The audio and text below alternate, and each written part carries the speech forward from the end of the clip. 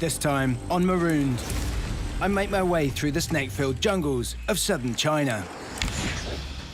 You do not want to be tagged by one of those. Navigating the rocky cast towers of Guangxi province. The wind picking up in the mountains overhead. It's not long until it rains.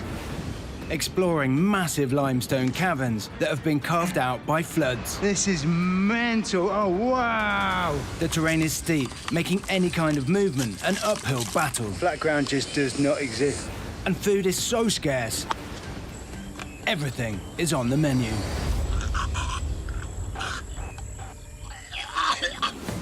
I'm Ed Stafford. For years, I've honed my survival skills in every corner of the planet.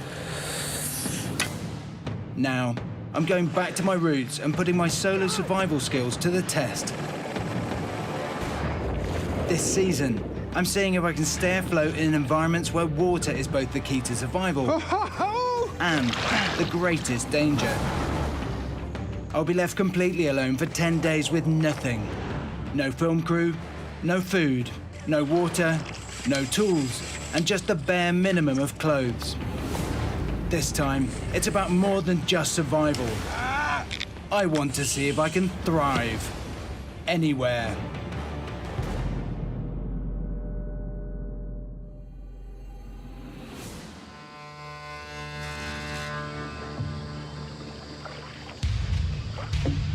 I'm in Guangxi province in southern China. And this is one of the most stunning insertions that I've ever done on an episode of Marooned.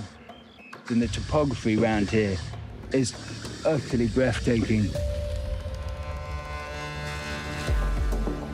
I'm being dropped off in the karst mountains of southern China, in Guangxi province. Over thousands of years, the limestone has dissolved to form these stunning spires, as well as sinkholes, caves and springs all throughout the area. Navigating incredibly steep terrain of very sharp rocks while barefoot will be one of my biggest challenges over the next 10 days. Okay. Shishi. Let's get up this bank. I'm gonna head away from the river looking for flat ground. There's a troop of monkeys just there. If monkeys can live in this environment and survive, then so can I. I have nothing to help me survive. I have no tools, I have no knife, I have no tent, I have no food, I have no water. And my camera and drone kit so I can film my challenge. As ever, the aim isn't just to survive in the next 10 days, it's to thrive. We're at normal jungle. That would be okay. You can see the sheer faces that are covered in trees. Don't be lulled into a false sense of security that this very pleasant introduction in terms of weather to this environment is typical. I don't think it is. I'm expecting thunderstorms, I'm expecting misery, I'm expecting a sufferfest.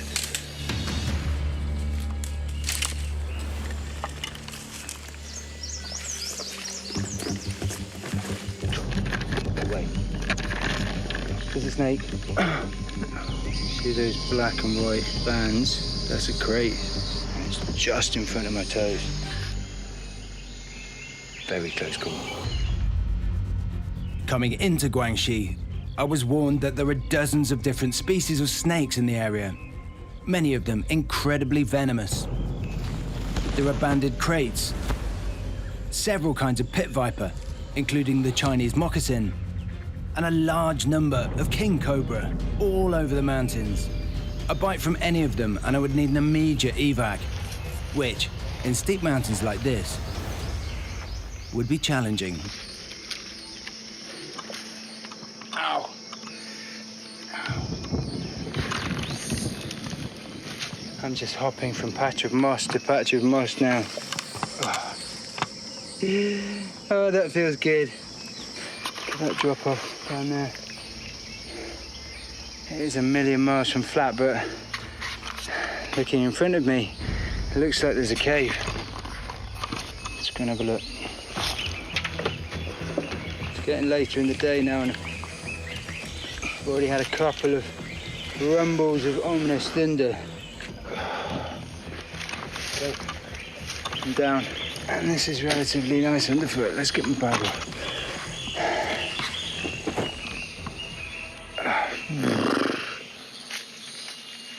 Right, let's have a look at this cave. You can see it's damp, but potentially I could pin myself up there. That could work. I've made slow but steady progress today, but I'll be able to spend the night here, and I'm exhausted. All right, let's see if there's anything to eat around here.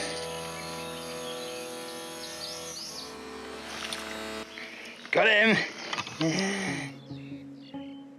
You probably don't eat the legs, but in this sort of survival situation, it's all calories, isn't it? Even wood is calories. So it's all going in. Crickets aren't the worst things to eat raw. There's a kind of little pop, a sort of soft belly, and a body full of cooling goo. From memory, crickets have got about 80% protein. Better without the wings, if I'm honest. It's just free food. And I'd be crazy to pass it up. Another one. Nice big one. Whole thing in.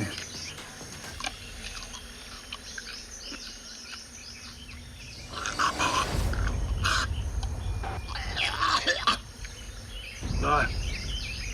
Got the leg stuck in my throat. That's not bad, is it? Almost classes as a dinner, that. I'm going to tuck myself down. The flat areas of ground are actually quite mossy and quite grassy. That's far more appealing than essentially hard and damp cave. It's a million times better than sleeping in that cave, if it stays dry. And quality sleep, when I've got 10 days of bushcraft ahead of me, is key. I'm just going to lie down here with the millipedes and I guess the snakes. No indigenous tribal member in the world walks into an area that he or she doesn't know, barefoot, with no tools, and no food, and no water, and no knowledge of the area, and expects to thrive, you know? That's why I often have to tell myself when I'm, scrabbling around for the bare minimum, day 1, 2, 3, you've got to endure that. You've got to put in the hard graft. You've got to explore. You've got to make mistakes. You've got to, go up dead ends, be forced back to be able to discover the things that are going to help you, that are going to move you forward.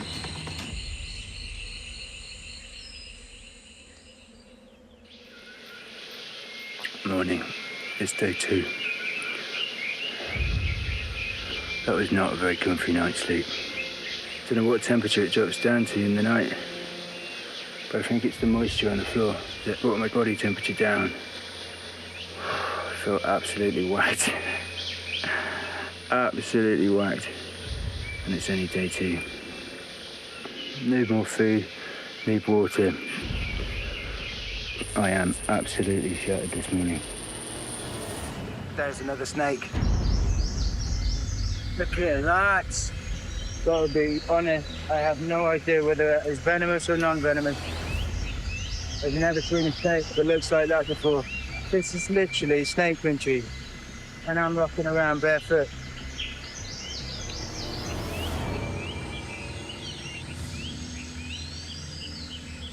Last night was wet and miserable. I'm gonna try and remedy that with a fire tonight, but everything here is so damp. It's tough to find the right combination of woods to do a hand drill or a bow drill. But I think bamboo could be the answer. Idea of a bamboo fire saw is scrape some tinder, and I can use the outside of the bamboo itself, scrape it up using a stone, put the tinder in the middle, make a little hole, and then run the bamboo over a blade of bamboo. And the more you go, the more friction builds up, and the hotter it gets, and eventually a little ember should form underneath the tinder bundle. Lift it up, and if all goes well, should have a fire. Don't know whether you can see that, but it's just scored a little line there. Okay, next, tinder. Okay, that should be enough. Tip it in here. Fire saw is a method of fire lighting that Will Lord actually used in an episode of First Man Out Against Me Racing. Baby, we have fire. It is essentially an Asian jungle technique. Works super well. Doesn't require too much skill, amazingly. Will Lord can do it. Only joking, Will. Only joking, of course.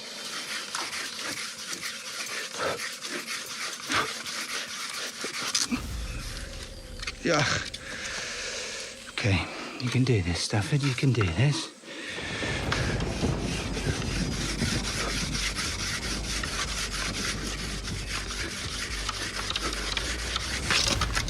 Ah.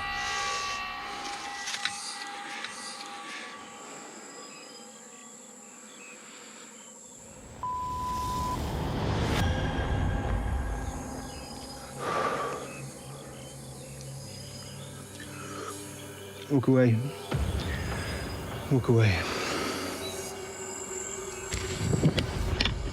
This place is damp. This place is just energetically, I'm not enjoying it here now.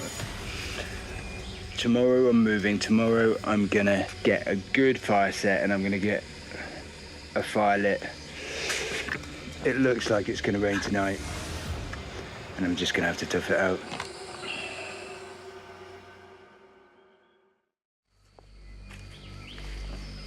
For some reason I went off track today. Kind of not had much energy, but then I've also made bad decisions and I've settled for a piece of bamboo that wasn't really up to the task. And then I've then spent energy on doing something that hasn't paid off. I find it very difficult to shake off being quite angry at myself. And I know that doesn't help. And I know that it just puts me in a bit more of a mental spin and will affect my decision making. It's now virtually dark, and if I can sleep tonight, if I can have a good rest, then maybe I can wake up tomorrow in a better frame of mind.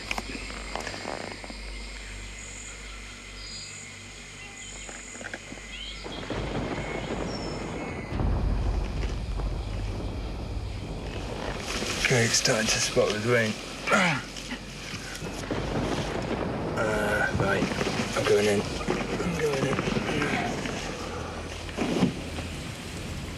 It is hammering it down now.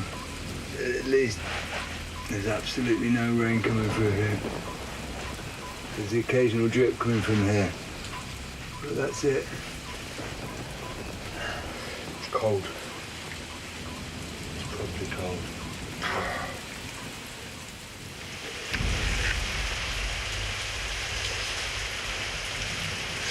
Morning, it's day 3. It's been hoofing with rain all night now. Still I'm getting out of here.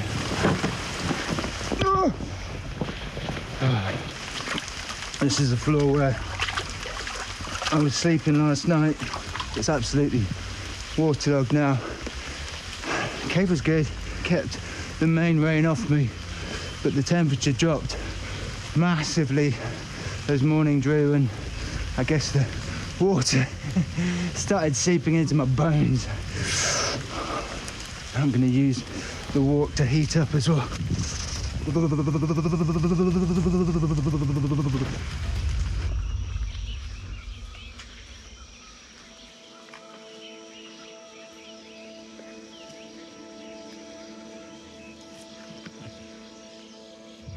If I'm not mistaken, that's a plum, isn't it?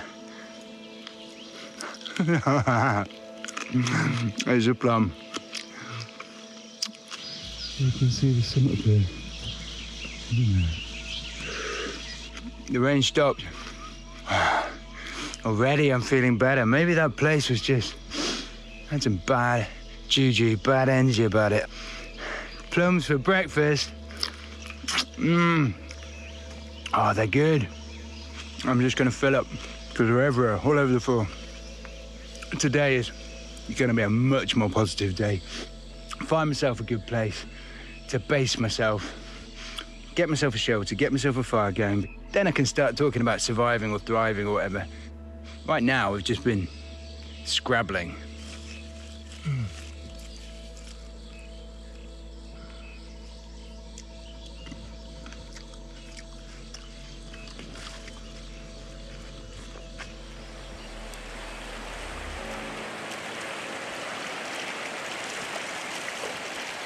For multiple reasons, I'm constantly looking down, foraging, and then you look up and you get something like that.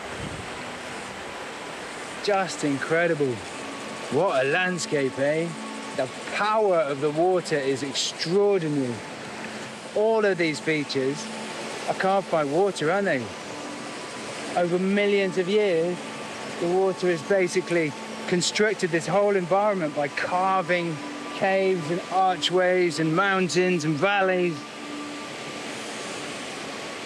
The power is utterly immense. Utterly immense.